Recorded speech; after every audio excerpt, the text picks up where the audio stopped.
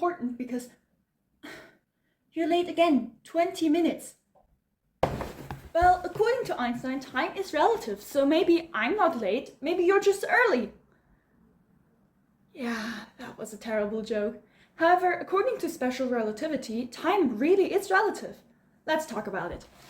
Special relativity is based on two postulates.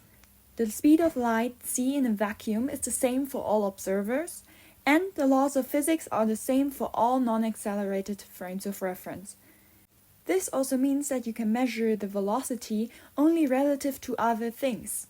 With that knowledge, we can do the following thought experiment. If we were in deep space with no forces acting upon us, we would measure the speed of light as around 300,000 kilometers per second. However, someone else moving at half the speed of light relative to us would also measure the speed of light at exactly c, so also around 300,000 kilometers per second. But how is this possible? The distance one person measures is clearly shorter than the distance the other person measures.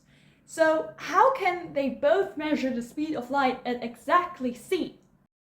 Well, if we look at the formula for velocity, the only way is to either increase the numerator or decrease the denominator. So what if, when 1 second has passed for us, 1 second has not yet passed for the other person?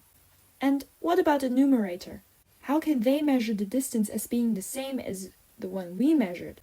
Well, maybe their ruler shrunk, and not just a ruler, all of the space, also called length contraction. Remember, velocities can only be measured relative to other things, so the other person could also argue that we are moving relative to them. Other words, we appear time dilated and length contracted. But that's enough for today. Class is over. Bye!